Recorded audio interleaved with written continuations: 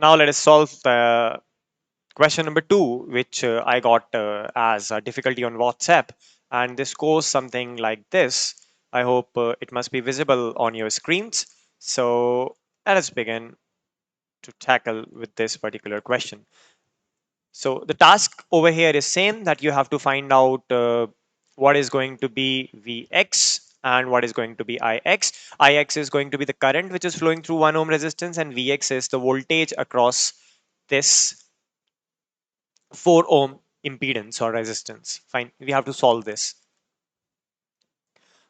In order to solve this question, we can write it that how many meshes are there. So we can say that this is mesh 1, this is mesh 2, this is mesh 3, and this is mesh 4.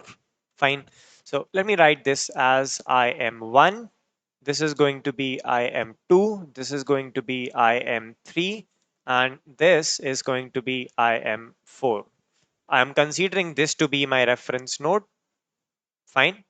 And now I'll write the mesh equations, and I'm pretty sure you most of you know how to formulate the mesh equations, although you will be worried that it is going to be a 4 by 4 system, but I am pretty sure that mathematically it will not harm us a lot.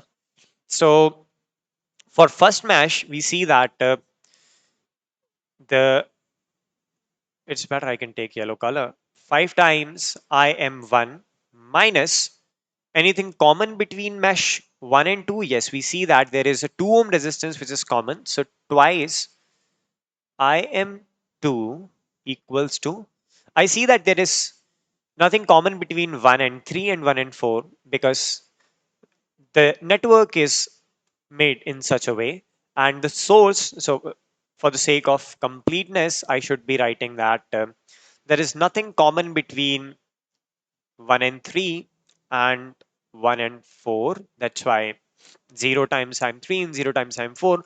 But this is going to be equals to 12 volts because we have a source of 12 volts. Fine. Then let me write equation for mesh 2. And for mesh 2, I would see that there is something common between mesh 1 and 2, which is twice of IM1. The sum of impedances in mesh 2 is 4 plus 2 plus 2, which is 8. IM2 minus anything common between 2 and 3. Yes, we have something common between 2 and 3, and that is what? That is 4 ohms. So we will have 4 IM3 minus anything common between 2 and 4, and nothing common between 2 and 4 equals 2, because there is no source. That's why I would take it as 0. Let us write the equation for mesh 3 now. So what is the sum of impedances in mesh 3? I should be writing IM4 over there. So 4 plus 4 plus 2, which is 10 times IM3, and common resistance between 2 and 3 is 4. So 4 times IM2. Anything common between 1 and 3? No, nothing is common between 1 and 3. So this is going to be like IM1 0 times. Anything common between 3 and 4? Yes, we have something common between 3 and 4, which is twice of IM4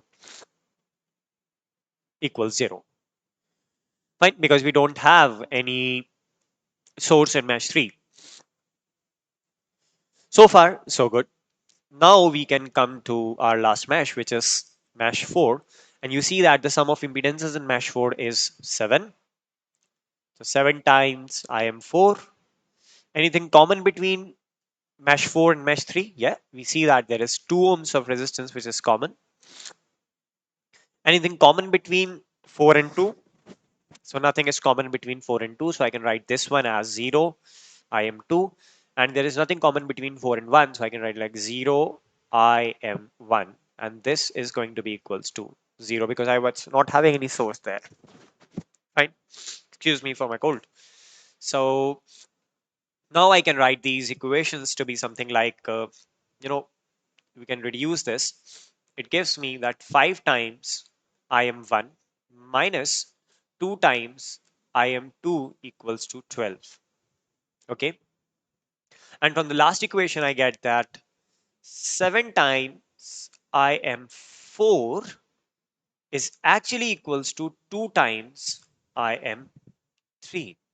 So 7 times Im4 is equals to 2 times Im3. So I can also write it like Im4 is equals to 2 by 7 times Im3. Got it?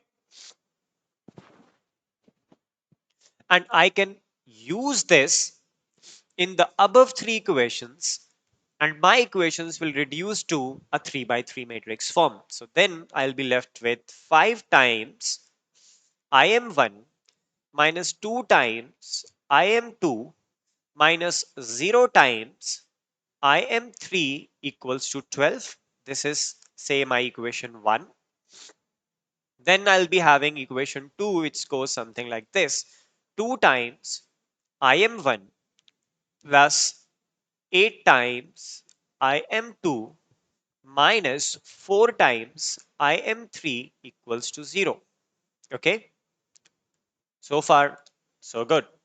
The next equation I'm going to write is going to be something like 0 times Im1 minus 4 times Im2 plus 10 times Im3 minus twice of Im4 now can be written as 2 by 7 of Im3, and this is equals to 0. So this is going to be my equation 2 and this is going to be my equation 3.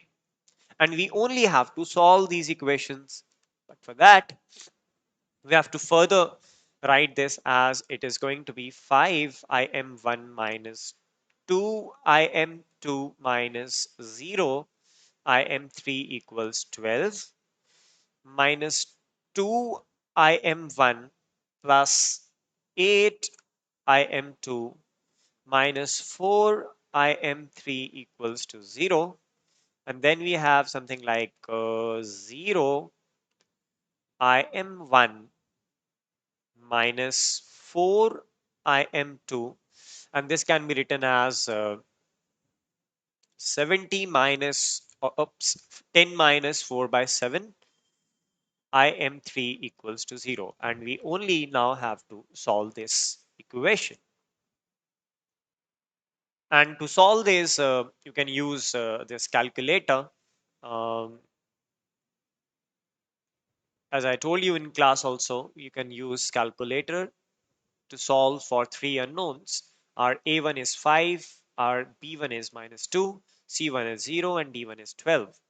And A2 is minus 2, and B2 is 8, C2 is minus 4, D2 is 0, our A3 is 0, B3 is minus 4, and our C3 is somewhat tricky. It is 70 minus 4, which becomes 66 by 7.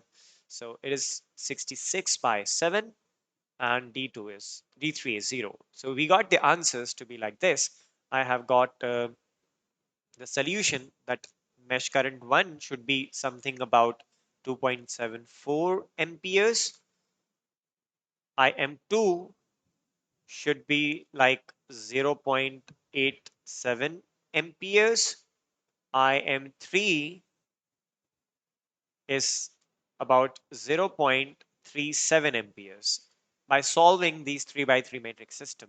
And I know that if I multiply 2 by 7 with Im3, I'll get what Im4 is, and that is going to be equals to um, 0.37 times 2 divided by 7, and this gives me about 0.105 amperes. Okay, so now I got to know about my mesh currents, and you would see that Ix, okay, this Ix was same as Im4.